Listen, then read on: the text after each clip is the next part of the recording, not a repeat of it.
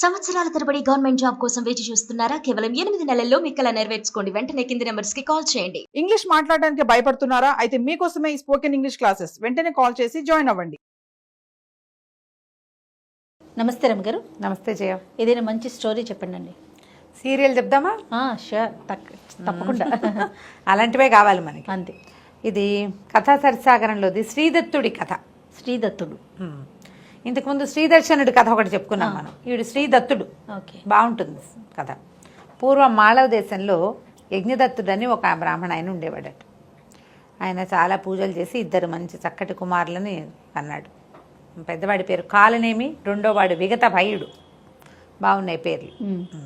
అయితే వీళ్ళు చక్కగా బుద్ధిమంతులుగా చదువుకున్నారు. కానీ కొంత వయసు వచ్చాక తల్లిదండ్రి గతించారు. ఓహో. వీళ్ళు ఏం చేశారంటే తమ దేశం నుంచి కొంచెం వేరే ప్రాంతానికి వెళ్ళిపోయి పాటలీపుత్రం వెళ్ళారు. ఇక్కడి నుంచి మాళవం నుంచి పాటలీపుత్రం వెళ్ళి అక్కడ ఒక గురువుగారి పంచం చేరి చదువుకున్నారు. చదువుకుంటే పిల్లలిద్దరూ చాలా బుద్ధిమంతులు, చక్కగా గట్టిగా చదువుకుంటుంటే గురువుగారు ఏం చేశాడట, తన కూతుళ్ళిద్దరిని వీళ్ళిద్దరికీ ఇచ్చి పెళ్లి చేసి తన దగ్గరే ఉంచుకున్నాడు. అయితే ఇతనికి కాలనేమికి చుట్టుపక్కల చాలామంది స్నేహితులు ఉండేవాళ్ళు. కొంచెం బాగా చదువుకున్న వాళ్ళకి డబ్బులున్న వాళ్ళ స్నేహాలు అవుతాయి, వీళ్ళ తెలివితేటలు వాళ్ళు వాడుకుంటారు కదా. తనకి చాలా కుళ్ళుబోత్తనంగా ఉండేది. ఏమిటి వీళ్ళంతా తెగ సంపాదించేసుకున్నారు, ఇదంతా డబ్బులున్నాయి, మనకి లేవేమిట్రా అని. లక్ష్మీదేవిని ఉద్దేశించి ఎన్నో హోమాలు చేశాడు. అయితే హోమాలు జరగ్గా ఒకసారి లక్ష్మీదేవి ప్రత్యక్షమైందట. అతనికి ప్రత్యక్షమయ్యి, ఇన్ని హోమాలు చేసావు నన్ను ఉద్దేశించి, నీకు తప్పకుండా ధనం లభిస్తుంది. కానీ నువ్వు ఏం చేసావు, ఒక దుష్టబుద్ధితోటి ఈర్ష్యతోటి చేసావు, కాబట్టి నీకు మరణం మంచిది రాదు. ఓహో. ఇతరుల మీద ఈర్ష్యతోటి హోమాలు చేయకూడదు, హోమం నీకోసం చేయాలి. నువ్వు ఈసుతోటి చేసావు కాబట్టి దొంగచావు వస్తుంది, నీకు సంపద మాత్రం వస్తుంది, కుమారులు కలుగుతారు, అన్నీ బాగుంటాయని చెప్పింది. సరే, చావుకి ఎట్లా అయితే అయింది, బతుకు బాగుండాలి కదా అనుకున్నాడు ఆయన. కొంతకాలానికి ఈయనకొక కుమారుడు కలిగాడు. బాగా సంపాదించారు, విపరీతంగా డబ్బు వచ్చింది. ఏ చిన్న వ్యాపారం చేసినా కలిసి వచ్చిందనమాట. ఎక్కడి నుంచో వచ్చి పడిపోలా, అదేలేండి, కలిసి వచ్చింది. ధనం బాగా కలిసి వచ్చింది. చిన్న చిన్న పెట్టుబడులు కూడా బాగా ఇబ్బడి ముబ్బడిగా లాభాలు వచ్చినాయి. ఒక కుమారుడు కలిగాడు. కలిగితే సరే, ఇలాగా స్త్రీ వచ్చింది, పిల్లాడు వచ్చాడు కాబట్టి శ్రీదత్తుడు అని పేరు పెట్టుకున్నాడు. చక్కటి వాడు శ్రీదత్తుడు. అయితే ఈయనకి తమ్ముడు ఉన్నాడు కదా కాలనేమికి, విగత భయుడు. అక్క చెల్లినే పెళ్లి చేసుకున్నారు. ఈ విగత భయుడు భార్య కొంతకాలానికి పాము గరిచి చనిపోయిందట. పిల్లాడు ఇంత వాడయ్యాక చనిపోతే ఆయన ఒక భార్య అంటే చాలా ప్రీతట. సంసారం మీద రోసి ఇక్కడ ఉండలేక ఆయన సన్యాసం తీసుకుంటానని ఇంట్లో నుంచి వెళ్ళిపోయాడు. అన్నదమ్ములు ఇద్దరి సంపదకి వారసుడు ఎవరు మిగిలాడు, ఈ శ్రీదత్తుడే మిగిలాడు. అయితే ఈ పిల్లాడికి చిన్నప్పటి నుంచి మల్ల యుద్ధం, రెజ్లింగ్ అంటే చాలా ఇష్టం. బాపన వస్తాదు అని రాస్తారు కథలో. వాళ్ళు ఉండరు కదా తక్కువ. ఆ రోజుల్లో బ్రాహ్మణ పిల్లలు ఏం చేసేవాళ్ళు, యజ్ఞయాగాదులు, పౌరోహిత్యం, యజ్ఞయాగాదులు అవే చేసుకునేవాళ్ళు. శాస్త్రం చదువుకోవటం, వేదం చదవటం, క్రమాంతం, ఘటాంతం, జనాంతం, అట్లాగా ఘన జట అలాంటివి చదివేవారు. వేద విద్య చదువుకునేవాళ్ళు. ఈ పిల్లాడికి మాత్రం ఎందుకనో చిన్నప్పటి నుంచి కాస్త కత్తిడాలు వాటిని తిప్పటం బాగా, మల్ల యుద్ధం అంటే అతనికి ప్రీతి, యుద్ధ విద్యల మీద ఎక్కువ ఇష్టం. చాలా బాగా నేర్చుకున్నాడు, మంచి యాక్టివ్గా ఉండేవాడు. ఆ ఊళ్ళో మల్ల యుద్ధ యోధుల్లో మంచి పేరు వచ్చింది 20-22 ఏళ్ళు వచ్చేసరికి. అయితే ఏమైంది, ఆ ఊరి రాజుగారు, వీళ్ళున్న ప్రాంతానికి రాజుగారు వల్లభశక్తి ఆయన పేరు. ఆయన ఈ పిల్లాడిని చూసి ముచ్చటపడి, కుర్రాడిని చూసి తన కొడుకైన విక్రమశక్తికి దోస్తీ చేయించాడు. మా వాడితో పాటు ఉండు, రేపొద్దున అవసరమైతే మంత్రిత్వమో లేకపోతే సైన్యాధిపతో ఏదో ఒకటి అవుతాడు, మంచి డబ్బులు కలిగిన కుటుంబం. సరే, ఆయన ఏం చేశాడు, ఈ విక్రమశక్తికి తోడిచ్చి ఇద్దరిని కలిపితే దుర్యోధనుడు, భీమసేనుడు లాగా ఉన్నారనమాట వాళ్ళు. అంటే ఒకళ్ళకొకళ్ళకి లోపల పడదని కదా అర్థం. అయితే ఈ అబ్బాయికి ఏంటంటే పెద్ద రాజ్యము, ఆసక్తి అలాంటివి ఉన్నవాడు కాదు కదా. ఏదో తమ ఇల్లు వాగలే, తమ వ్యాపారం, తన సరదాలు. ఇప్పుడు వ్యాపారంలో డబ్బు వస్తూనే ఉంది, అబ్బాయి సరదా, ఈ జిమ్ సరదా తీరుతూనే ఉంది. ఈ ఊర్లో రకరకాల పోటీలు జరిగేవి. ఈ పోటీలకు వచ్చిన వీళ్ళు ఫ్రెండ్స్ అయిపోయేవాళ్ళు. బాహుపాశాలి, వజ్రముష్టి అని ఇద్దరు ఫ్రెండ్స్ ఇతనికి. వీళ్ళతో పాటుగా అక్కడి నుంచి ఇక్కడి నుంచి అవంతి దేశం నుంచి దాక్షిణాత్యులు చాలామంది ఈ పోటీలకు వచ్చినప్పుడల్లా అట్లా కుదిరి ఇతనికి ఏంటంటే మంచి సింహబలుడు, ఆ బలుడు, ఈ బలుడు, ఉపేంద్ర బలుడు తర్వాత నిష్ఠురకుడు, ఇట్లా 5-6 ఫ్రెండ్స్ మొత్తం కలిపి ఒక 1/2 మంది ఇతన్ని ఎత్తుకు మోసేంత స్నేహితులుగా తయారయ్యారు. ఏదైనా ప్రోగ్రామ్ అంటే అందరు కలిసిపోయి చెరువు గట్ల మీద గంగానది తీరంలో అక్కడ ఇక్కడ ఆటలు ఆడుకునేవాళ్ళు, పోటీలు పెట్టుకునేవాళ్ళు. ఇవన్నీ ఏమిటి గేమ్స్, ఈ సరదాలు ఉంటాయి కదా. అయితే ఒకసారి ఏమైందట, గంగా తీరంలో కలుసుకోవాలని పెట్టుకున్నారు. ఆ పూట అక్కడ భోజనాలకి వెళ్ళారనమాట. వెళ్తే రాజుగారి విక్రమశక్తి తాలూకు పరివారం, అతనితో పాటు అతని అంగరక్షకులు, అతని స్నేహితులు, అతన్ని శభాష్ అనేవాళ్ళు, వాళ్ళు గుంపు. అక్కడి నుంచి మన శ్రీదత్తుడు ఈయన తాలూకు ఈ బాహుశాలి వీళ్ళంతా ఉన్నారు కదా, నిష్ఠురకుడు గ్రూపు, వీళ్ళంతా ఓ గ్రూపు 2 గ్రూపులు వెళ్ళారు. వెళ్ళేసరికల్లా అక్కడ ఏమైంది, ఆ ఆటలాడే క్రమంలో రాజు సైన్యాధిపతులు అట్లా ఒక చిన్న ఆటలాగా ఆడారు. ఈ ఆడేటప్పుడు వీళ్ళంతా ఏం చేశారు, మనలో వీడే కింగు అని చెప్పి శ్రీదత్తుడిని రాజుని చేసి తామంతా అతని సామంతులుగా ఆడారు. విక్రమశక్తి ఎలాగూ యువరాజు, అతని తాలూకు పరివారం అంతా అతన్ని రాజుని చేసుకున్నారు. 2 రాజులు మాట్లాడుకోవటము, 2 రాజులు యుద్ధం చేయటము, ఇలాంటి వ్యవహారం ఆడారు. ఆట వరకు చేస్తే ఈ విక్రమశక్తి కొళ్ళు మండిపోయింది. వీళ్ళిద్దరూ కలిసి ఫైట్ చేసేటప్పుడు రెండో వాడు రాజు కాదు, ఒక బ్రాహ్మణ అబ్బాయి. ఆ అబ్బాయి తగ్గాలి. వాడు వల్ల యుద్ధం చేయటమే ప్రాక్టీస్ ఉన్నవాడు. వాడు ఎందుకు తగ్గుతాడు? వాడు తగ్గపోయేసరికి తనకు ఒళ్ళు మండిపోయింది. వీడు నన్ను మించిపోయేలాగా ఉన్నాడు, వీడిని ఎలాగైనా అణిచేయాలని అనిపించింది. స్నేహితులు కొందరు కూడా దానికి తగ్గట్టుగా, ఏంటి నువ్వు రాజకుమారుడివి, నువ్వు యువరాజువి, రేపొద్దున రాజు అవబోతావు, వీడేమవుతాడు? బ్రాహ్మణ అబ్బాయి, వీడు అయ్యేదేమిటి? మంత్రవుతాడు, పురోహితుడు అవుతాడు, అంతేగాని రాజావాడు కదా. నువ్వేమో రాకుమారుడివి, వీడితో నీకు పోటీ ఏమిటని, వీడు నీకు ఏ రకంగా సాటొస్తాడని ఇవన్నీ కొంచెం ఎక్కదీశారు ఈ విక్రమశక్తిని. వీడంతు చూద్దామని ఉంది ఆయనకి. అబ్బాయి ఇద్దరు దగ్గర వయసు వాళ్ళు 22-23 సంవత్సరాలు వాళ్ళు. సరే ఏమైంది, విక్రమశక్తి ఆట చాలించుకుని పరివారంతో వెళ్ళిపోయాడు. స్నేహితులంతా వీళ్ళు గంగా నదిలో ఈతలు కొట్టడానికి అక్కడే ఉండిపోయారు. ఇంతలో ఏమైంది, దూరంగా గంగలో ఎవరో ఒక అమ్మాయి తేలుతూ కనపడుతోంది. కొట్టుకుపోతున్నట్టుగా ఉంది, మునగానం తేలానంగా ఉంది.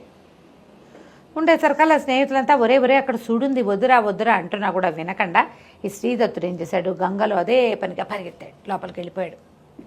వీళ్ళు కేకలు పెట్టారు, వెనక్కొచ్చే వడి పెరిగిపోయింది, రారా అన్నారు. రాలేదు, పోలేదు. అక్కడ చుట్టుపక్కల చేరిన బెస్తవాళ్ళు వాళ్ళు ఉంటారు, బాబు అక్కడ అన్నీ సుడిగుండాలండి, ఆ అమ్మాయి అందులో పడిపోతుంది, ఈయన అయ్యగారు కూడా వెళ్ళిపోయాడని వాళ్ళు గోల్ పెట్టారు. లబో దిబోమన్నారు ఫ్రెండ్స్. వీళ్ళకి అతను ఆచూకీ దొరకలే. గంగలో దొరికినంత మేర ఈదేరు, చూశారు అమ్మాయి కానీ ఇతను కానీ దొరుకుతారేమో, వీడు దొరకలేదు. ఈ నీళ్ళల్లో మునిగిన వాడు అక్కడ దాకా వెళ్తే ఏమైంది, ఆ అమ్మాయి జడ పుచ్చుకున్నాడు. జడ దొరికింది.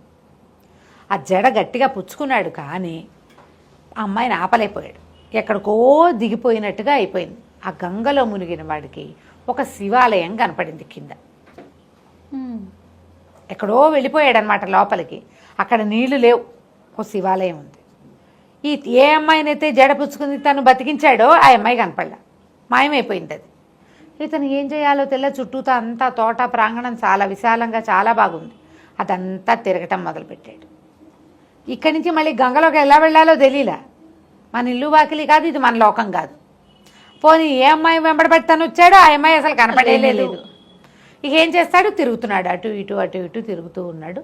ఏవో పళ్ళు గిళ్ళు కనపడ్డాయి, అవి కోసుకుని తిన్నాడు. ఒక బావి లాంటిది ఏదో ఉంది, నీళ్ళు చేదుకుని తాగాడు. తిరుగుతుంటే ఈ లోపల గల్లు అని గజ్జలు చప్పుడు వినపడతాం. ఒక అమ్మాయి చెలికత్తెలతో కలిసి శివాలయంలోకి వచ్చింది. ఓహో, దూరంగా నిలబడి చూస్తున్నాడు. వీళ్ళు దేవకాంతలలో ఉన్నారు, మనుషుల్లాగా కనిపించట్లా. శివార్చన చేసి వెళ్ళిపోయారు. ఇతన్ని పట్టించుకోలే వాళ్ళు. సరే ఇతను ఏం చేశాడు, వాళ్ళ వెనకాల పడి వెళ్ళాడు. వెళ్తే ఒక పెద్ద రాజాంతఃపురం లాంటి అంతఃపురం. ఆ లోపలికి వెళ్తే ఈ అమ్మాయి ఏ అమ్మాయినైతే తను రక్షించాడో, ఆ పూజ చేసిన అమ్మాయి ఇట్లా పెద్ద పీఠం మీద కూర్చుంది. చుట్టూతా ఇంచుమించు 1000 మంది ఆడపిల్లలు ఉన్నారు. అంతా ఆడమలయాళమే, మగ పురుగు కూడా లేదు అక్కడ. అక్కడి నుంచి తన అమ్మాయి కేసి చూస్తున్నాడు. అమ్మాయిని కదా తను రక్షించింది, మిగిలిన వాళ్ళు ఎవరో కూడా తెలీదు. అమ్మాయిని అయితే చూశాడు తను. ఆ అమ్మాయి ఏడవటం మొదలుపెట్టింది, ఏడుస్తుంటే తనకు అర్థం కాలే, ఎందుకు ఏడుస్తుందో తెలీదు. ఏదో రక్షిద్దామని చేశాడు తను, అంతకంటే చేసింది ఏమీ లేదు కదా. అక్కడి నుంచి ఎందుకమ్మా ఏడుస్తావు అంటే, ఏడవకి ఏం చేయం, మేము చాలా కష్టంలో ఉన్నాం, మేము మహాబలి మనవరాళ్ళం, బలిచక్రవర్తి మనవరాళ్ళం. మా తాతని విష్ణువు పాతాళానికి తొక్కేశాడు, మా నాన్నని విష్ణువే బాహుబాహు యుద్ధంలో ఓడించాడు.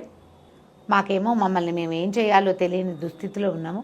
అయితే ఈ నగరాన్ని మా విష్ణువు కైవసం చేసుకుని ఒక సింహాన్ని దీనికి కాపలా పెట్టాడు. మమ్మల్ని ఆ నగరంలోకి వెళ్ళనివ్వదు ఆ సింహం. మేము లోపలికి వెళ్ళడానికి వీల్లేదు, ఎప్పుడూ మేము ఆ గంగా నదిలో పడి ఏడవాల్సిందే. నగరం బయట ఉన్న అంతఃపురం ఇది, ఉద్యానవనం, ఇందులో ఉంటున్నాము. నగరం లోపలికి వెళ్ళాలి. వెళ్తే మా తాతది అది, మా తాత పాలించే నగరం. మేము అక్కడ హాయిగా ఉండగలుగుతాం, మా సొంత ప్లేస్. ఆ ప్లేస్ని తప్పించుకుని మేము ఇక్కడ ఉండిపోవాల్సి వచ్చింది. ఎవరైనా సరే ఆ సింహాన్ని ఎదిరించే వాళ్ళు కావాలి మాకు, ఎవరు ఎదిరిస్తారు అని దుఃఖిస్తున్నాను అనేసరికి అబ్బాయి మంచి వస్తాది కదా, వీడు ఎదిరించడం అనగానే వీడికి ఉత్సాహం వస్తుంది. నేను ఎదిరిస్తాను, నేను ప్రయత్నం చేస్తానంటే ఏం చెప్పిందంటే మానవుడి చేతిలో మరణం ఉందని చెప్పాడు విష్ణు ఆ సింహానికి. ఎవరైతే ఆ మానవుడు ఇతను ఎదిరిస్తాడో వాళ్ళ వల్ల అతను సంహరింపబడితే మాకు అతనికి శాప విమోచన అవుతుంది, మాకు నగర ప్రవేశం దొరుకుతుంది. ఇలాగని అమ్మ ఏం చేస్తుంది, ప్రతిసారి ఆ గంగా నదిలో కనపడి ఎవడో ఒక పిచ్చి విధం తీసుకొస్తుంది. ఓహో, వాళ్ళ తెలివి అనమాట. వీళ్ళు ఓడిపోతే పోయినట్టు, అంతే. గెలిస్తే గెలుస్తాడు. ఎంతమంది వచ్చారో ఇప్పటికి, బాగుంది. ఇంతమంది అమ్మాయిలు వీళ్ళ దగ్గర ఉన్న నగలు నాణ్యాలకి వ్యామోహపడి ఎవడైనా చెయ్యొచ్చు. కొంతమంది భయపడి ప్రాణాలు వదిలేసేయచ్చు, కొంతమంది గంగా నదిలోనే పడిపోవచ్చు, ఏదైనా కావచ్చు. సరే, ఇతను ఏం చేశాడు, ఆ అమ్మాయిని వెంబడి పెట్టుకుని ఆ నగరానికి ప్రవేశించాడు. ప్రవేశిస్తే పెద్ద చండసింహం అది. ఎంత సింహమో! ఇతను ఆ సింహంతో కలబడ్డాడు. ఇద్దరు కలిసి చాలా యుద్ధం చేశారు. ఆ అమ్మాయి ఏం చెప్పిందంటే, నువ్వు గనక ఈ సింహంతో యుద్ధం చేస్తే మృగాంకం అనే ఒక కత్తి దొరుకుతుంది ఆ సింహం వల్ల. అది నువ్వు ప్రపంచంలో ఎక్కడికి వెళ్ళినా అది నీకు జయాన్నే ఇస్తుంది అని చెప్పింది. సరే, కత్తి ఏదో కూడా లభిస్తుంది, ఇప్పుడు ఎలాగో వచ్చాం కదా, అదేదో చేద్దాము. పైగా ఏంటంటే ఇలాంటి ఛాలెంజెస్ మీద ఆసక్తి ఉన్నవాడు, స్పోర్ట్స్ పర్సనాలిటీ కదా అబ్బాయి పాపం. దాంతో వెళ్ళి ఈ సింహంతో బాగా హోరాహోరీ యుద్ధం చేశాడు. సింహం కాస్త మరణిస్తే ఒక దివ్య స్వరూపుడు వచ్చాడు, యక్షుడట అతను. ఆ యక్షుడికి విష్ణువుని ఏదో అవజ్ఞగా ప్రవర్తిస్తే, ఎక్కువ కాదు చిన్నదే, నువ్వు ఇక్కడ కాపలా ఉండు, మనిషి చేతిలో మరణం సంభవించినప్పుడే నువ్వు యక్షలోకానికి వెళ్ళగలవు అని భగవంతుడు ఇతనికి ఇచ్చాడు శాపం, అనుజ్ఞ కూడా. అందుకని అప్పటి నుంచి ఇక్కడ ఎవరొస్తే వాళ్ళని తినేస్తూ కాలక్షేపం చేస్తోంది ఆ సింహం. సరే, ఒక కత్తిని తీసిచ్చాడు, మృగాంకము దాని పేరు. ఆ కత్తిని చేతిలో పెట్టాడు. సరే, ఆ కత్తి పుచ్చుకుని ఈ కన్యాంతఃపురంలోకి వీళ్ళంతా నగరంలోకి బిలబిల్లాడితే 1000 మంది ప్రవేశించారు, సంతోషంగా ఉన్నారు. హాయిగా 10 రోజులు 12 రోజులు అక్కడే తిరిగాడు శ్రీదత్తుడు. మెల్లిగా ఇతనికి ఏమనిపించింది, ఇక మనం భూలోకంలోకి వెళ్ళేది ఏముంది, ఇక్కడే ఉన్నాం, ఈ అమ్మాయిని పెళ్లి చేసుకోవటమో దీన్ని ప్రేమించడమో చేస్తే బాగుంటుంది అనిపించింది. అయితే ఆ అమ్మాయి ఏమంది, వీడి ఆసక్తిని కనిపెట్టి వేలుకు ఒక ఉంగరం పెట్టింది. ఇదేంటంటే విషహారం, ఎలాంటి విషమైనా సరే ఈ ఉంగరాన్ని చూపిస్తే పోతుంది. ఓహో, ఇది నీకు నా బహుమతి, అలాగే మంత్రం వివాహానికి ఏముంది, తప్పకుండా చేసుకుందాము. ఇక్కడ ఒక బావి ఉంది, ఆ బావిలో స్నానం చేద్దు కానీ నీ కత్తి పుచ్చుకో, ఉంగరం పెట్టుకో, కత్తితోటి స్నానం చేస్తే అద్భుతమైన ఫలితం లభిస్తుందని నూతిలోకి దింపేసరికల్లా ఇతను నీటిలో బుడుంగుమని మునిగితే ఎక్కడ తేలాడంటే ఆ నీళ్ళల్లో తేల్లా. గంగానదిలో ఈ అమ్మాయిని చూసి ఎప్పుడైతే నీళ్ళల్లో దిగాడో, ఎక్కడ మునిగాడో అక్కడ తేలాడు. ఓహో, ఆ అమ్మాయితో వీడితోటి పని చేయించుకుంది అంతే. వీడిని వివాహం చేసుకుని ప్రేమించే ఉద్దేశం ఆవిడకి లేదు. కానీ తమకు చేసిన సహాయానికి ఈ విషహారమైన ఉంగరాన్ని ఇచ్చింది అతనికి. కత్తి అతను సంపాదించుకున్నదే, అతని కత్తి అతనికి ఇచ్చే పంపించేసింది. అక్కడ తేలేసరికల్లా ఈదుకుని బయటకు వచ్చాడు. గంగలోంచి బయటికి ఈదుకుంటూ వచ్చేసరికల్లా నిష్ఠురకుడు అతని స్నేహితుడు కనిపించాడు. అతని ఇంటికి నడిచి వెళ్తూ ఉంటే మన వాళ్ళంతా ఎట్లా ఉన్నారు ఏమిటి అని అడిగేసరికల్లా నిష్ఠురకుడు అన్నాడు, చాలా ప్రమాదం జరిగిపోయింది, మేము అప్పటి నుంచి వెతుకుతున్నాం, నువ్వు ఎట్లా కనపడతావు, ఏమవుతావు, ఏమయ్యావా అని మేము చాలా వెతికాం. ఏం చేయాలో తెలియని పరిస్థితిలో వెతుక్కుని మేము ఇంటికి వెళ్ళేసరికల్లా, ఇంటికి బయలుదేరాం. ఉండిపోయారు వీళ్ళు ఇక్కడ 3-4 రోజుల పాటు ఇక్కడే వెతుక్కుంటూ. అదేలే, మేము వెనక్కి వెళ్ళేసరికల్లా ఒకడు ఊళ్ళో నుంచి ఒకడు పరిగెత్తుకుంటూ వస్తున్నాడు. ఒకడు మనకు తెలిసిన వాడు ఏం చెప్పాడు, ఊళ్ళోకి వెళ్ళబోకండి, వల్లభశక్తి మరణించాడు, రాజు మరణించాడు నిన్న మొన్నట్లలో. మరణించంగానే విక్రమశక్తిని రాజుని చేశారు. అతనేమో ఇతని కోసమని, ఈ అబ్బాయి కోసం, శ్రీదత్తుడి కోసం ప్రయత్నం చేశాడు. తండ్రి శ్రీదత్తుడు ఇంట్లో లేడని చెప్పేసరికల్లా శ్రీదత్తుని దాచి ఇలా అబద్ధాలు చెప్తున్నారని ఆయనని కాలనేమిని శ్రీదత్తుడి తండ్రిని కొరతేయించాడు. దొంగ మాటలు చెప్పాడని. లోపలికి మీరు ఊళ్ళో గనక వెళ్ళారంటే శ్రీదత్తుడు దొరకని మిమ్మల్ని పట్టేస్తారు, అని చెప్పేసరికల్లా మేము అక్కడి నుంచి పారిపోయాము. నువ్వేమైనా వస్తావేమో అనే ఆశతోటి నేను ఇక్కడ కాపలా ఉన్నాను, మనం ఇక్కడ ఉండకూడదు. దొంగ చావు లభిస్తుందని లక్ష్మీదేవి మొదట చెప్పింది కాలనేమికి, అది ఇలా జరిగిపోయింది. వీళ్ళకి ఊళ్ళో ఆసరా లేదు. ఓహో. ఈ కాలనేమి భార్య ఏమో ఈ భర్తకి ఇట్లా కొరతే కానీ గుండె పగిలి చచ్చిపోయింది. అమ్మ నాన్న ఇద్దరూ పోయారు. ఇతను అక్కడికి వెళ్ళి ఆ మృగాంకం అనే కత్తిని విషారమైన ఉంగరాన్ని సంపాదించుకునే లోపల ఇక్కడ ఇతని జీవితం ఇలా అయిపోయింది. దాంతో ఇంకా ఏమీ ఆసరా లేక తన స్నేహితులున్న ఊరికి వెళ్ళిపోవడానికి ఇక్కడ ఉన్న ఆస్తిని కూడా వదిలిపెట్టుకోవటమే. నిష్ఠురకుడు తను కలిసి బాహుశాలి వాళ్ళ ఇంటికి వెళ్దాం మనము అని చెప్పి బాహుశాలి వాళ్ళ ఇంటికి వెళ్ళిపోయారు. నిన్ను కూడా అక్కడికే తీసుకొచ్చేయమన్నారని చెప్పాడు. వీళ్ళిద్దరూ కలిసి బయలుదేరారు. బాహుశాలి ఇంటికి వెళ్ళే లోపల ఏం జరిగింది, తర్వాత ఇతను తన రాజ్యాన్ని తన సంపదని, రాజ్యం లేదు ఇంక వీళ్ళకేమి, తన సంపదే రాజే తీసేసుకుంటాడు. ఇప్పుడు యజమాని చనిపోయాడు, ఉత్తరాధికారి లేడు అంటే ఆ మొత్తం సంపద అంతా ఎవరికి వెళ్తుంది? రాజుగారికి. అంతే. నిష్ఠురకుడు శ్రీదత్తుడు ఇద్దరు ఉజ్జయిని నగరానికి బాహుశాలి వాళ్ళ ఇంటి కోసం బయలుదేరారు. అయితే వెళ్ళే దారిలో వీళ్ళు చాలా దుఃఖంగా ఉంది. ఇతనికి అమ్మ నాన్న చచ్చిపోవడానికి కారణం అయ్యాడు రాజు, వాళ్ళకి ఏ ప్రతిక్రియ నేను చేయలేకపోయా. ఆస్తంతా రాజు లాగేసుకుంటాడు, జరిగిపోయేది అది. ఇప్పుడు నేను ఇక్కడికి వచ్చి నేను ఏం చేయాలి? ఎంత బాధగానో ఉంది, ఏం చేయాలో తెలియదు. సరే నడిచిపోతూ ఉన్నారు. పోతూ ఉంటే ఒక స్త్రీ, ఒక ఆవిడ ఒక్కతే వెళ్తోంది. ఎవరమ్మా ఏమిటో దుఃఖిస్తోంది. ఏమిటమ్మా అంటే నేను మాళవానికి వెళ్ళాలనుకున్నా, దారి తప్పిపోయాను అని చెప్తే సరే అది ఎలా ఉంది, ఉజ్జయినికి వెళ్ళే దారులు అంతా ఏదో పాడుపడిపోయినట్టుగా అట్లా ఉన్నది, ఏదో ఒక నగరం లాగా ఉంది కానీ ఏమీ లేవు అక్కడ. ఈ స్త్రీని ఏమన్నాడు, పోనీలేమ్మా మేము ఉజ్జయిని వెళ్తున్నాము, మాతో పాటు రా, ఈ రాత్రికి మేము ఒక పాత ఇల్లులాగా ఏదో ఇక్కడ పడుకుంటాము, మాతో పాటు నువ్వు కూడా అక్కడ పడుకో, రేపు ఉదయం లేచి అటువైపుకి వెళ్ళే దారి ఆ వైపు వెళ్ళే వాళ్ళు ఎవరైనా కనపడితే వాళ్ళతో వెళ్దు కానీ చీకటి పడిపోయింది కదా అన్నాడు. ఈ స్త్రీ కూడా ఆవిడ ఏదో ప్రౌఢ, ఒక 35-40 సంవత్సరాల దాకా కనపడుతున్నాయి. వీళ్ళు ఇద్దరు నిష్ఠురకుడు శ్రీదత్తుడు ఇద్దరు ఆహారం ఏదో తీసుకున్నారు, ఆవిడ కూడా ఏదో పెట్టారు, లోపల పోయి పడుకున్నారు. పడుకునేసరికల్లా ఈ 3:30-3:30 అట్లా అయ్యేసరికి శ్రీదత్తుడికి వాళ్ళ అమ్మ నాన్న కల్లోకి వస్తున్నారు. బాగా అలసిపోయాడు, పడుకోగానే నిద్ర పట్టింది. కానీ నాన్నో అమ్మో కల్లోకి వచ్చి మెలకు వచ్చింది. మెలకు వచ్చేసరికల్లా అదంతా చుట్టుపక్కల ఏదో విచిత్రమైన వాసన వస్తున్నట్టు, అటు ఇటు చూసేసరికల్లా ఆ స్త్రీ ఎవరైతే ఉందో ఆ అమ్మాయి ఆ నిష్ఠురకుడిని తింటోంది. ఒక రాక్షసి స్వరూపంలాగా ఉంది. దగ్గరికి వెళ్ళి దూరం నుంచి చూస్తే ఆ అమ్మాయి అనుకున్నాడు, దగ్గరికి వెళ్ళి చూస్తే ఏముంది, రాక్షసి తినేస్తుంది, నిష్ఠురకుడిని చంపేసింది.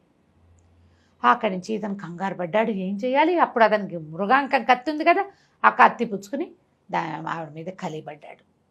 కలిపడితే మళ్ళీ విదిలించేసుకొని మళ్ళీ నిష్ఠురకుడి మీద పడిపోతుంటే ఏం చేశాడు, వెనక నుంచి ఇట్లా సీగ పట్టుకుని మెడ నరకబోయాడు. నరకబోయేసరికి ఎప్పుడైతే ఈ సీగ పట్టుకున్నాడో జుట్టు పట్టుకోగానే వెంటనే పెద్ద మోతొచ్చి ఆ రాక్షసి మాయమైపోయి ఒక అప్సరస ప్రత్యక్షమైంది. నేను అప్సరసని అయినా అప్సరసని నన్ను చంపద్దు, నాకు ఒక శాపం ఉంది, కౌశికుడనే మహామునికి చాలా తపస్సు చేసుకుంటుంటే నన్ను ఆయన్ని మోహింపజేయడానికి పంపించారు. నేను ఎంత అందంగా నాట్యం చేసి, ఎంత బాగా పాడి, ఎంత బాగా వీణ వాయించినా ఆయన నాకేసి చూడలేదు. తపస్సు భగ్నం చేయాలి, అది మా పని.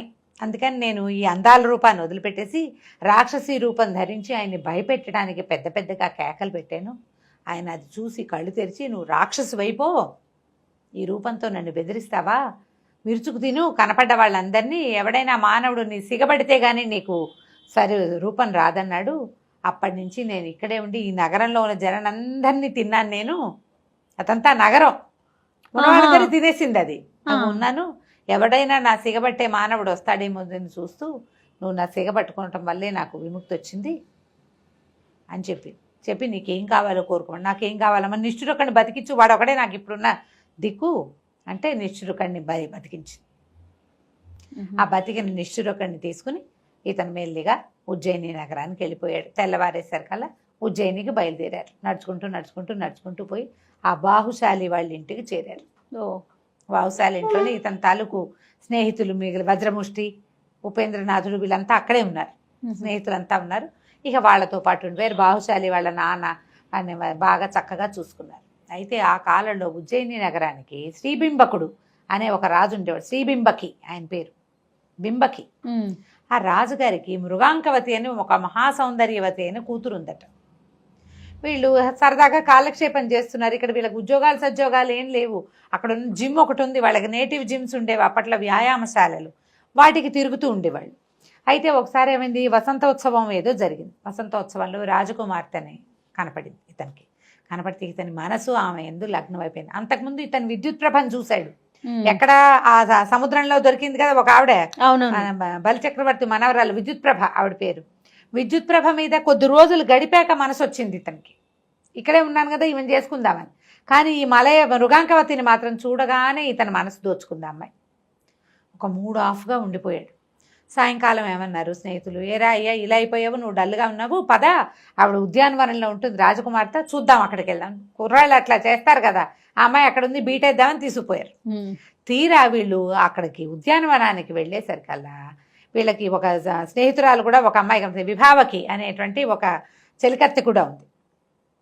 ఈ అమ్మాయి ఆ చెలికత్తె బాల్ ఆడుకుంటున్నారు, ఉన్నట్టుండి కేకలు పెట్టారు ఆడవాళ్ళంతా. రాజకుమార్తెని పాము గరిచిందని కేకలు పెట్టారు. అది కన్యాంతఃపురం, అదే కాదు ఏమన్నా దాన్ని అంతఃపురం అనకూడదు, కన్యోద్యానం అనమాట. ఆడపిల్లలు మాత్రమే ఉంటారు, వాళ్ళ కాపలా కూడా మగవాళ్ళు ఉండరు. ఈ వీళ్ళు తృతీయ ప్రకృతులు, కంచుకి అనే ఒక క్యారెక్టర్ కనపడుతుంది. ఆ కంచుకి కాపలా ఉంటాడు, సైన్యం అంతా బయటే ఉంటుంది, వీళ్ళెవ్వరూ మగవాళ్ళు లోపలికి వెళ్ళరు. ఆ పెద్ద పెద్ద కేకలు పెట్టారు ఆడవాళ్ళంతా. రాకుమార్తెని పాము గరిచిందంటే కంచుకి హైరాన్ పడుతూ బయటికి పరిగెత్తుకొచ్చాడు.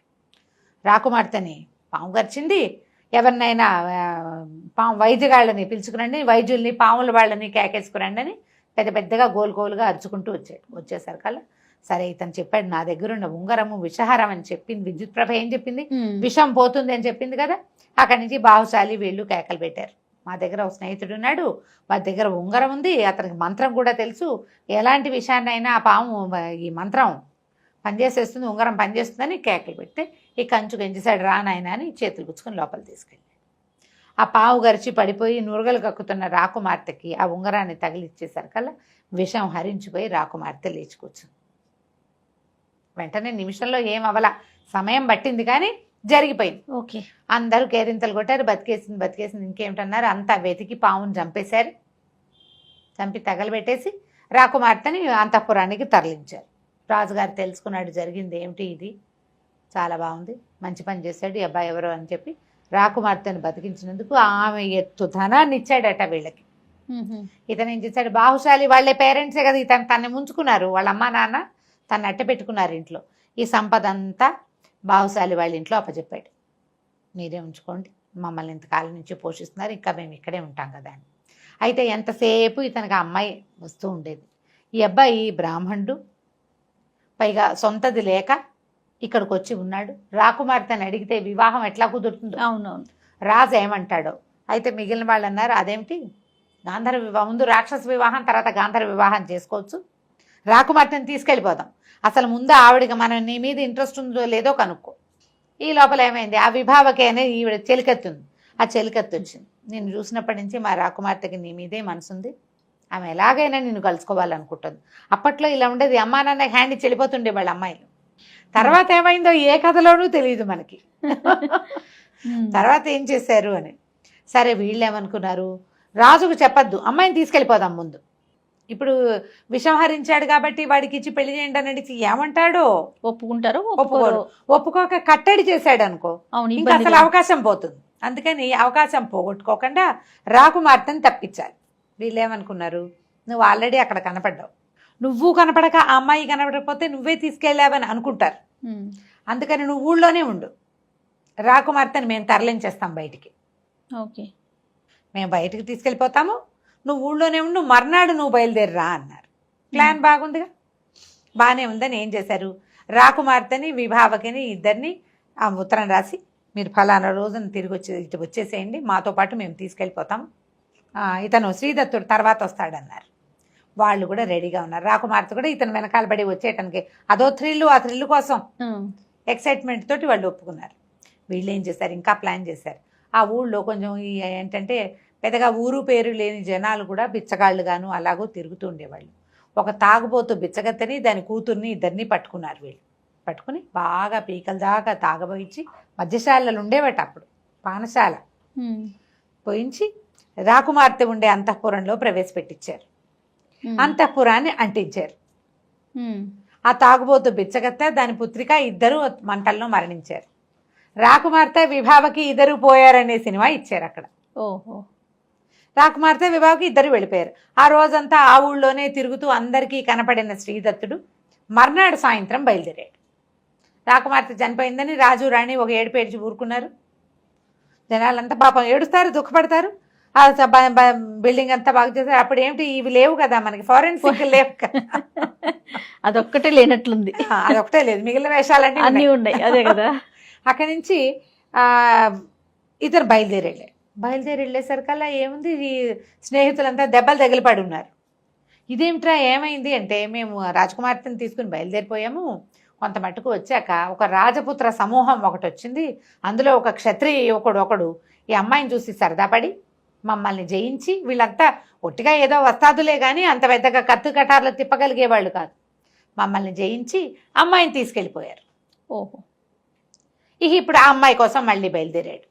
వెళ్ళగా పరుగులు తీస్తూ వెళ్ళారు. ఇతను ఉండేసరికి వాళ్ళకు కూడా ధైర్యం వచ్చింది. పరుగులు తీస్తూ వెళ్ళేసరికల్లా ఆ జనాలు కనపడ్డారు. ఇతనితో పాటు కొంతమంది దెబ్బలు తగిలిన వాళ్ళేమో వెనకాల ఆగిపోయారు. ఒకళ్ళిద్దరే వచ్చారు. వాళ్ళందరూ ఉండగానే ఇతను వెళ్ళాడు. ఆ రాజపుత్రులు ఎవరైతే సమూహం ఉన్నారో, ఎవడో వాడు ఒక చెమూపతి ఎక్కడో ఒకడు వాళ్ళని పట్టుకుని వాడిని కొట్టి, అతను ఆల్రెడీ ఏ గుర్రం మీద అయితే రాజకుమార్తెని మృగాంకవతిని ఎక్కించుకున్నాడో అదే గుర్రం మీద తను మృగాంకవతి ఇద్దరు ఎక్కి పరిగెత్తారు. మిగిలిన జనానికి అందకుండా అతని స్నేహితులు కొంతమంది దెబ్బలు తగిలి అక్కడ ఉండిపోయారు. మొదట దెబ్బలు తగిలిన చోట, వీళ్ళతో యుద్ధం జరిగిన చోట, అక్కడి నుంచి ఇక్కడ ఇంకొకళ్ళు ఇద్దరు ఉండిపోయారు. ఇతను మాత్రం ఈ మృగాంకవతిని ఎక్కించుకుని ముందుకెళ్ళిపోయాడు. ఆ గుర్రం కూడా బాగా బెదిరి ఇదిగా ఉంది, పరిగెత్తాక ఎక్కడో ఓ చోట ఈ అమ్మాయి నాకు నోరెండిపోతుంది, దాహం వేస్తుందంటే, సరే ఆగు మంచినీళ్ళు తీసుకొస్తానన్నాడు. ఈ లోపల ఇట్లా గుర్రం దిగేసరికి ఆ గుర్రం ఢామని పడిపోయింది. అది ఎక్కడి నుంచి తిరిగి వస్తుందో, ఈ యుద్ధంలో దానికి 2-3 కత్తిగాట్లు తగిలేసినాయి. ఏదో తిక్కగా పరిగెత్తింది, అది కాస్త మరణించింది. వీళ్ళు ముందుకు వచ్చేసారు. స్నేహితులు లేరు, తిండి తిప్పలేవు, వీళ్ళకి ఏమీ లేవు. వాళ్ళు ఏం చేయాలో తెలియని స్థితిలో మంచినీళ్ళు తెస్తాను ఉండు అని చెప్పి వెళ్ళాడు. తిరిగి వచ్చాడా? మృగాంకవతి శ్రీదత్తుడు వింధ్యారణ్యంలో ఒక మధ్యలోకి చేరారు.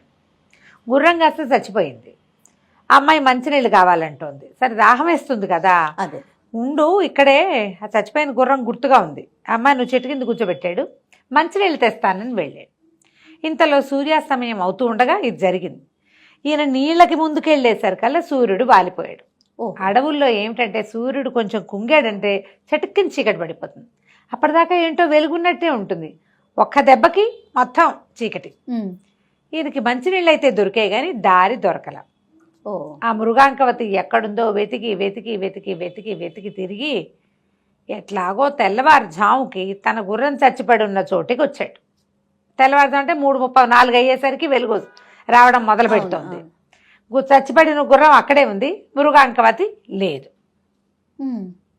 ఇక అమ్మాయి కోసం అటు ఇటు వెతకడం మొదలుపెట్టాడు. చెట్టు ఎక్కి చూద్దాం అనుకున్నాడు. ఈ అమ్మాయి కోసం వెతికి హైరాణలో తన దగ్గర కత్తి ఉంది కదా, మృగాంకము, దాన్ని కింద పెట్టేశాడు.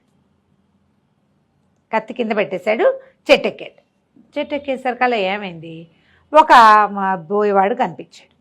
ఆయన ఒట్టి బోయేవాడుగా కాకుండా ఏదో కింగ్లీ ఫీలింగులతో ఉన్నాడు, కొంచెం ఇదిగా ఉన్నాడు. నగ అది డిఫరెంట్గా ఉంది, అతను పెట్టుకున్న తలపాగా కూడా డిఫరెంట్గా ఉంది. ఎవరు ఏమిటని కేకేశాడు. అతను దుఃఖంతో దిగొచ్చి, నా భార్య ఇక్కడే ఉండాలి. ఏమిందంటే, అయ్యో నీ భార్య నా అమ్మాయి, ఈ పక్కనే ఒక పల్లె ఉంది, పల్లెకి చేరింది మీ ఆవిడ, మరి నువ్వు ఏం చేస్తావంటే బయలుదేరి, ఇప్పుడు నా పరివారం కొంత ఉంది, కొంత అతనితో పాటు కొంత పరివారం అని చెప్తూ కింద ఉన్న కత్తి తీసి చేత్తో పుచ్చుకున్నాడు. కత్తి తను తీసుకుని, నువ్వు వెళ్ళు, నీ కత్తి నా దగ్గర ఉండీలే, నేను ఉంచుకుంటాను, దుఃఖంతో ఉన్నావు, కత్తే మోస్తావు అవును కదా పాపం, అంచేత కొంత పరివారంతో కలిసి మా బోయపల్లెకి వెళ్ళిపో, అక్కడ ఉండు, నేను వస్తాను, మీ భార్య కూడా అక్కడే ఉందని చెప్పాడు. చెప్పేసరికల్లా సరే ఒప్పుకున్నాడు. ఈ దుఃఖము, అయ్యో ఇంత దూరం అమ్మాయి వచ్చిన దగ్గర నుంచి కష్టాలుగానే ఉన్నాయి. అవును, ముందు వాడెవడో ఎత్తుపోయాడు, ఇప్పుడు వీడెవడో మా ఊళ్ళో ఉందంటాడు. సరే ఏం చేస్తాడు, కాళ్ళు ఈడ్చుకుంటూ ఆ పరివారంతో కలిసి పోయాడు. ఈ రాజుగారు వెళ్ళిపోయాడు. ఈ వెళ్ళిపోయిన వాడి పేరు శ్రీచండు. ఓ అక్కడి నుంచి తీసుకుపోయారు. ఎక్కడో ఉంది ఆ పల్లె. ఒక దాంట్లోకి ప్రవేశపెట్టారు. కాసేపు విశ్రాంతి తీసుకోమన్నారు. ఈయనేమో పడుకున్నాడు. రాత్రంతా అడవిలో నడిచాడా? అంతకుముందు రోజంతా యుద్ధమా? రాత్రంతా నడిచాడా? పొద్దునంతా ఏడ్చాడా? మధ్యాహ్నం అక్కడికి వెళ్ళేసరికల్లా వాళ్ళు ఇచ్చిన మంచినీళ్ళు మజ్జిగ ఇంకేదో పుట్టతైనా పుచ్చుకునేసరికి ఒళ్ళు తెలియని నిద్ర. భార్య ఇక్కడే ఉందన్న నమ్మకం, అమ్మాయి అక్కడే ఉందని. కత్తి లేదు, పెళ్ళాము లేదు, పడుకుని నిద్ర మాత్రం వస్తుంది. ఓ మరి సహజం కదా మనుషులకి. అవును. పడుకుని నిద్రపోయాడు. సరే నిద్ర లేచి చూసుకుంటే కను చీకటి పడుతోంది. మధ్యాహ్నం పడుకున్నాడు కదా, లేచి చూసేసరికల్లా కాళ్ళకి 2 సంఖ్యలేస్తున్నాయి. ఓహో వెంటనే వెతకనందుకు భార్య శిక్షిస్తుందా అన్నట్టుగా 2 కాళ్ళకి సంఖ్యలున్నాయి. గింజుకున్నాడు, లాక్కున్నాడు. ఎవ్వరూ పలకలా, ఎవ్వరూ రాల. పూట గడిచిపోయింది. ఇతను అరుస్తున్నాడు, కేకలు పెడుతున్నాడు. ఏమీ లేదు, భోజనం మాత్రం తీసుకొచ్చేస్తున్నారు. అక్కడి నుంచి అమ్మాయి ఏం చెప్పిందంటే, ఒక అమ్మాయి వచ్చి అయ్యా నీ భార్య మాకు దొరకలేదు. ఈ మా రాజు శ్రీచండు సకల సద్గుణ సంపన్నుడు, సకలంగా అన్ని కళలు ఉన్నవాడు, తర్వాత ఏమో ఇంకా ఏమిటి అంటే సౌందర్యవంతుడు అయినటువంటి క్షత్రియుణ్ణి చండికకి బలివ్వటం కోసం నిన్ను పట్టుకొచ్చాడు. అందుకే నిన్ను మేపుతున్నారు ముప్పొద్దుల. నిన్ను బలిచ్చేస్తాడు. అదే జరగబోతోంది. నువ్వు అతన్ని కాదని ఇక్కడి నుంచి వెళ్ళలేవు. పరమ క్రూరుడు అని ఏం చెప్పిందంటే, ఈ శ్రీచండుడికి ఒక కూతురు ఉంది సుందరి అని. నిన్ను చూసిన దగ్గర నుంచి నీ మీద మనసు పడింది. ఓహో ఆమెను పెళ్లి చేసుకో. గాంధర్వ విధిన వివాహం వాడు నీతో వస్తుంది, నీ దగ్గరకు వస్తుంది. ఏదైనా కాలక్రమాన అవకాశం ఉంటే చూద్దాం, లేకపోతే ఆమె కోరిక తీరుతుంది. కనీసం ఎలాగో చచ్చిపోతావు నువ్వు అనేసరికి ఒప్పుకున్నాడు. సాయంత్రం అయ్యేసరికల్లా చక్కగా సిగ్గులు మొగ్గవుతూ ఆ శ్రీచండు కూతురు వచ్చేసింది లోపలికి. ఒక సంఖ్యలో ఊడదీసేది, ఒకదాని సంఖ్యలో ఊడదీసేది. రాత్రిలో అతనితో గడిపి వెళ్ళిపోయేది. నెల రోజుల పైన గడిచిపోయినాయి. పొద్దున్న శుభ్రంగా తినేవాడు, పడుకునేవాడు, వెలుకుగానే ఉండేవాడు, కూర్చుని ఉండేవాడు. వదిలిపెట్టలేదు. 2-3 నెలలు పోషించి ఇంకా నున్నగా చేశాక అప్పుడు బలి ఇవ్వాలి. ఇతను క్షత్రియుడు కాదు, మనకు తెలుసు కదా, బ్రాహ్మణ యువకుడు. బ్రాహ్మణైనా క్షత్రియుడినైనా ఇవ్వచ్చు. రాజోచితమైన వేషం వేసి వాడిని బలిస్తారనమాట. అక్కడి నుంచి ఏమైంది, గడిచిపోయినాయి రోజులు. ఆ అమ్మాయి కాస్త నెల తప్పింది. అది తెలుసుకున్న ఆయన భార్య, శ్రీచండు భార్య సుందరి తల్లి ఏం చెప్పిందంటే, మా ఆయన కటిక దుర్మార్గుడు నాయన, నువ్వు అల్లుడు వన్ని ముద్దు కొద్దీ నిన్ను పంపించేద్దాం అనుకుంటాను. మా ఆయన నమ్మడానికి వీల్లేదు. నా పిల్ల గర్భవతి అయినప్పటికీ నిన్నేమన్నా చంపేస్తాడేమో. ఎందుకంటే చండికకి మాట ఇచ్చున్నాడు, ఓకే ఒకడిని బలేస్తానని. అయితే నువ్వు వెళ్ళిపో, పారిపో, ప్రాణాలు దక్కించుకో కనీసం. మా పిల్లలాಗೂ గర్భవతి వాళ్ళలో ఆ తప్పులు ఏం లేవు బహుశా అని చెప్పేసి ఒకనాటి రాత్రి సంఖ్యలు ఊడదీసి అతన్ని పంపించేస్తుంటే అతను చెప్పాడు, మీ ఆయన దగ్గరున్న కత్తి నాది, నాకు అది పాతాళ లోకంలో లభించిందని ఆవిడకి చెప్పాడు. ఆవిడ ఏమందంటే, నేను గుర్తుగా ఉంచుతా, నువ్వు ఏ నాటికైనా తిరిగి వస్తే నీ కత్తి నీకే అప్పచెప్తాం, పారిపోమనేసరికి ఇతను రాత్రి ఆ పల్లెలోంచి పారిపోయాడు. మళ్ళీ తన గుర్రం ఎక్కడ చచ్చిపడుద్దో అక్కడికి వచ్చాడు. ఇక వెతకటం మొదలుపెట్టాడు చుట్టూతా. ఇంతలో ఒక పల్లెకారుల యువకుడు, ఒక అతను వృద్ధుడు, అంటే నడివయసు వాడు ఒకడు కనపడ్డాడు. నీవేమైనా శ్రీదత్తుడివా అని అడిగాడు. అవును, నా పేరు నీకెలా తెలుసు అంటే, నీ భార్యే కదా మృగాంకవతి అంటే అవునన్నాడు. ఆ రోజున ఒకరోజు రాత్రి మృగాంకవతి నాకు ఇక్కడ కనపడింది, నీకోసం వెతుకుతుంటే మా పల్లెకి తీసుకెళ్ళా. మా పల్లెలో ఒక బ్రాహ్మణ ఆయన ఉన్నాడు. ఇక్కడున్న బోయపల్లె కాదు, ఇది మామూలు పల్లె. అయితే ఆయనకు అప్పచెప్పా, నువ్వు ఫలానా అని చెప్పి ఆయన దగ్గరికి వెళ్ళమన్నాడు. ఆవిడకి 100 థ్యాంక్స్లు చెప్పి ఎక్కడో అక్కడ ఇక్కడ దొరికిన నీళ్లు తాగి కాయా కసలు తిని ఆ పల్లె వైపుకి నడవటం మొదలుపెట్టాడు శ్రీదత్తుడు. దానికోసం వెతుకుడు, ఈ అమ్మాయి కోసం వెతుకుతూ 1.5 నెలలు అక్కడ ఉండిపోయి దాని వరకు గర్భాన్ని కూడా ప్రసాదించి వచ్చాడు ఈయన. సరే ఆ పల్లెటూరుకి వెళ్ళేసరికల్లా ఆ పల్లెలో ఉన్న బ్రాహ్మడు అన్నాడు, అయ్యా నా దగ్గర లేదు, కౌశాంబి నగరం ఒక నగరం ఉంది, నగరంలో నాకు తెలిసిన ఒక మంత్రి గారు ఒక ఆయన ఉన్నాడు, పిల్లని అక్కడ అప్పచెప్పాను, ఎందుకంటే ఇక్కడ నేను ఆ పిల్లని కాపాడలేను, సౌందర్యవతి, నగా నాణ్యం ఉంది, పైగా ఈ నాగరికల అంటే ఈ పల్లెటూరు వాళ్ళకి మోజు, ఆ పిల్లని నేను కాపాడలేనని చెప్పి పాప నీ కోసం ఎంత వెయిట్ చేస్తుందో అక్కడికి వెళ్ళు నాయన అన్నాడు. సరే దానికోసం మళ్ళీ బయలుదేరటం మొదలుపెట్టాడు. మళ్ళీ వెళ్ళాలిగా, అదేదో ఊరు, అమ్మాయిని తెచ్చుకోవాలి కదా ఇతను. దారి లేదు ఇతనికి, వేరే దారి లేదు పాపం. ఇక చచ్చినట్టు అక్కడి నుంచి బయలుదేరాడు. అతను చెప్పిన నగరం ఏమిటంటే మధురా నగరం. మధురలో రాజుగారికి మంత్రిగాను ఉపాధ్యాయుడుగాను ఉన్నటువంటి ఒక ఆయనకి అప్పచెప్పాను అన్నాడు. సరే ఈ రాత్రి ఇక్కడే ఉండు నాయన మా దగ్గర, పడుకో, రేపు పొద్దునే మరి విశ్రాంతి కావద్దు, ఇదంతా నడక కదా. సరే రాత్రికి అక్కడ ఉండిపోయాడు. వాళ్ళు ఏంటో ఏదో తిని పడుకున్నాడు. మర్నాడు పొద్దున బయలుదేరాడు. ఇక నడవగా నడవగా నడవగా నడవగా రోజులు గడిచాక మొత్తానికి మధురాపురం చేరాడు. ఆ మధుర ఊరికి బయటనే ఒక పెద్ద దిగుడు బావి ఉంది, బాగా నిర్మలమైన జలం.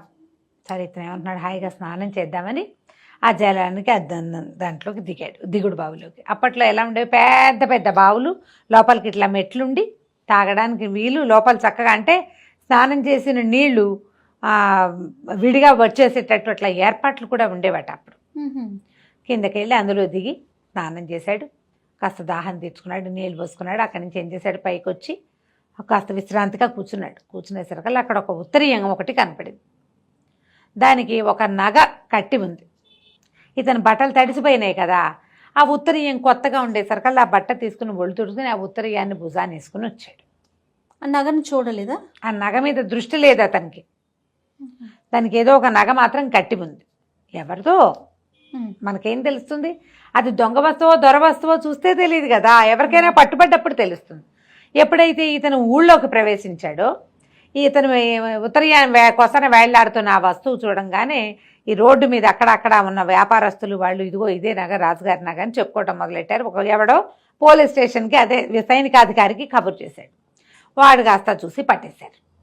దొంగతనం జరిగింది, వాటిలలో ఒక నగ వీడి దగ్గర ఉందంటే దొంగల్లో వీడు కూడా ఒకడనమాట. అంతే కదా. ఏదో పరాకును భుజం మీద వేసుకున్నాడు. నువ్వు ఎక్కడి నుంచి సంపాదించే వాళ్ళ ప్రశ్నలు వేసేవాళ్ళు కదా, నగ దొరికిందంటే ఇక పట్టేయటమే. అక్కడి నుంచి ఈయనకి ఊరేశారు, అదే శిక్ష వేశారు, మరణ శిక్ష. మధ్యస్థానానికి తీసుకుపోవటం మొదలుపెట్టారు.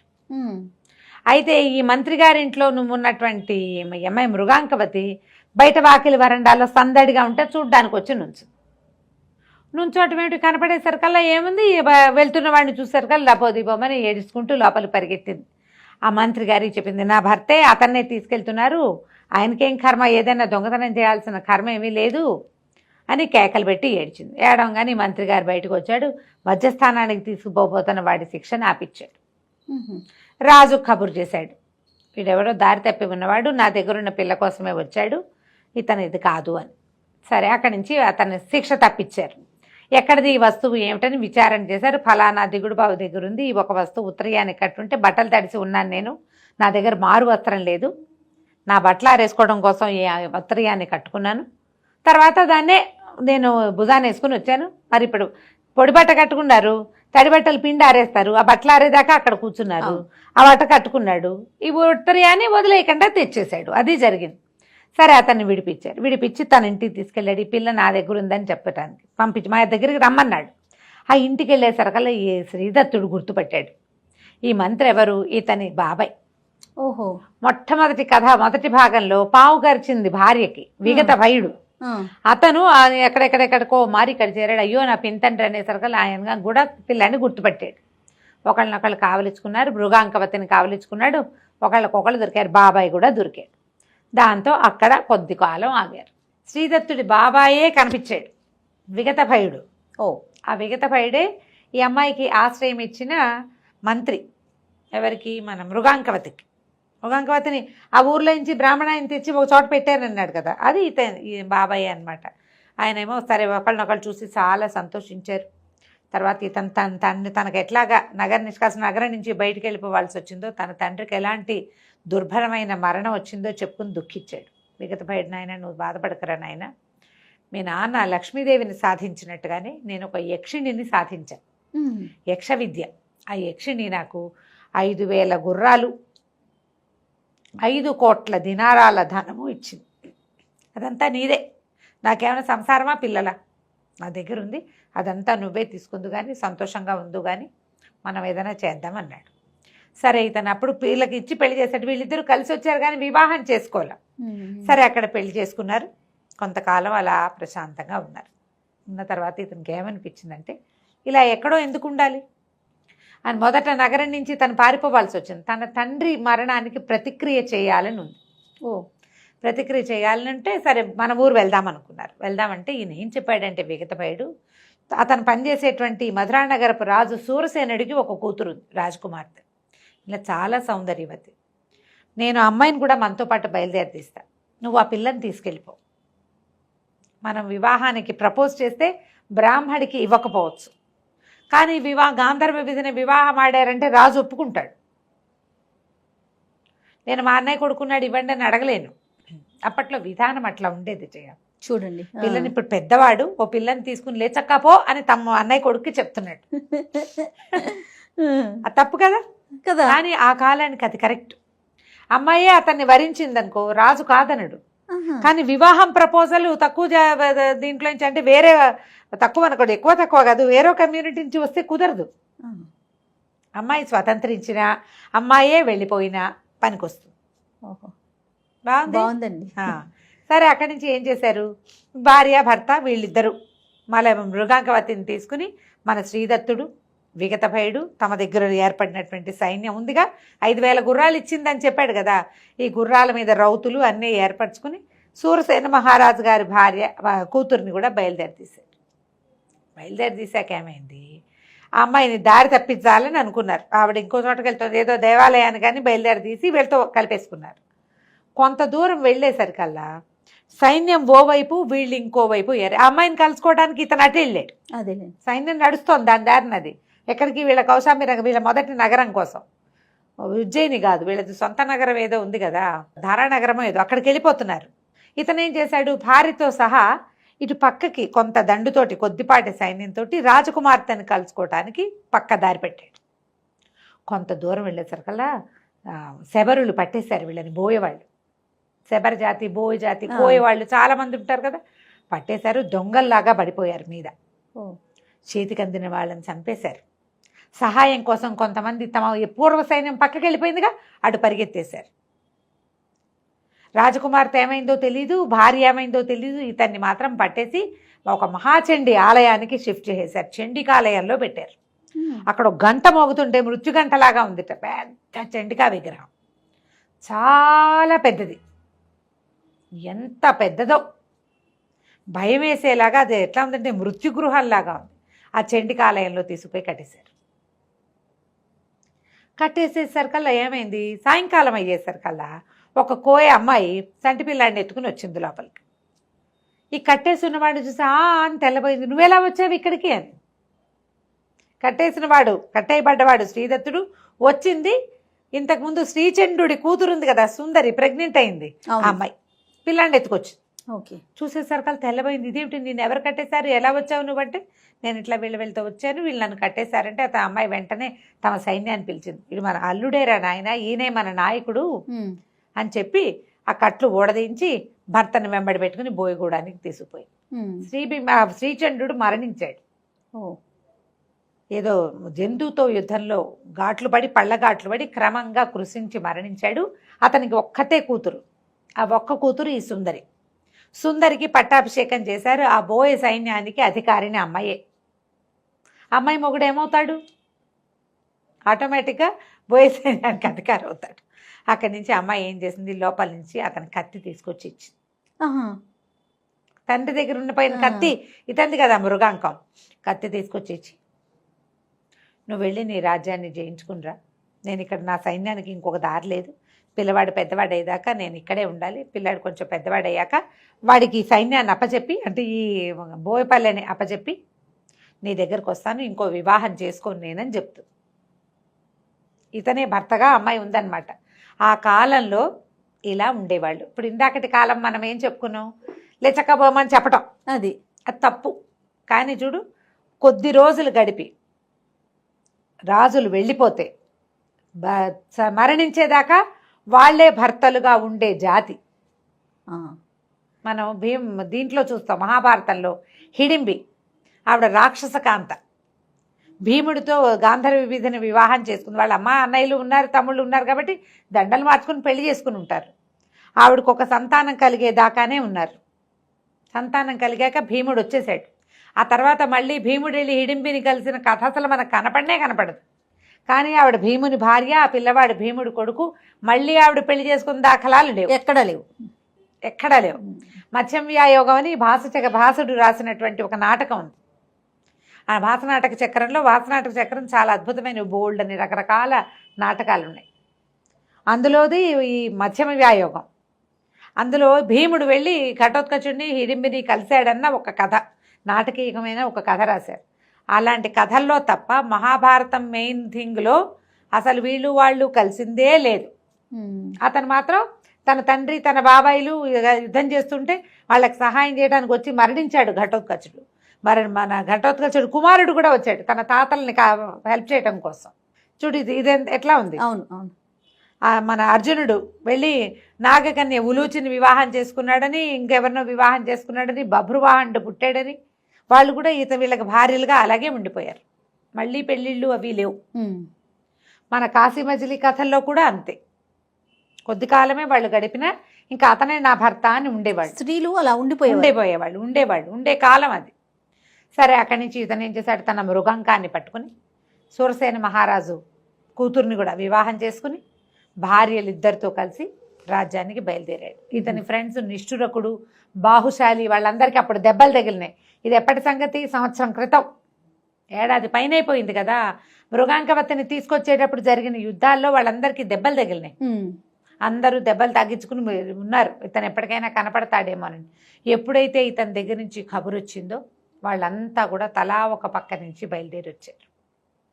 కబురు రావడంతో ముందు బాటలు అట్లా పాసాన్ చేసుకుంటూ వెళ్ళేసరికల్లా అక్కడి నుంచి ఏం చేశారు, విక్రమశక్తి ఎవరు ఈ మన ఇతని తండ్రిని సంహరించినటువంటి రాజుగారి కుమారుడు, ప్రస్తుతం రాజుగా ఉన్నవాడు, అతని మీదకి యుద్ధానికి వెళ్ళి తన పాత మావగారు అంటే మృగాంకవతి తండ్రి అయిన శ్రీబింబకి ఆ రాజుకి కబురు చేశాడు. మీ అమ్మాయి సేఫ్గా నా దగ్గర ఉంది, నేను వివాహం చేసుకున్నా, వీళ్ళ మీద యుద్ధానికి వెళ్ళబోతున్నాను, ఇలా విగత భయుడు మా బాబాయ్ అని మొత్తం ఉత్తరాన్ని రాయించాడు. వాళ్ళు కొంత సైన్యాన్ని పంపించారు తమ అల్లుడికి హెల్ప్గా. రాజకుమార్తె ఇతను వివాహం చేసుకుందని తెలియంగానే మళ్ళీ మధురా నగరానికి రాజైనటువంటి సూరసేనుడి దగ్గర నుంచి కూడా కొంత సైన్యం వచ్చింది. ఈ ఇన్ని సైన్యాలతోటి విగత భయుడు ఇచ్చినటువంటి ఆ మహాసైన్యంతో ఇతను వెళ్ళి ఈ మా నగరం మీద యుద్ధం చేసి దారానగరం మీద మొత్తానికి విక్రమశక్తిని సంహరించి ఆ రాజ్యానికి రాజయ్యి తన స్నేహితులను అక్కడ కొంతమందిని ప్రతిష్ఠ చేసి, ఇప్పుడు శ్రీబింబకి ఆడపిల్లలే, సూరసేన మహారాజుకి ఆడపిల్లే, ఈ 3 రాజ్యాలకి రాజయ్యి ఎంతో కాలం హాయిగా ఉన్నాడు. కథ కంచికి మనం ఇంటికి. సూపర్. నమస్తే రమగారు. నమస్తే. సుమన్ టీవీలో మీ పర్సనల్ అండ్ బిజినెస్ ప్రమోషన్స్ కోసం కింది నెంబర్కి కాంటాక్ట్ చేయండి.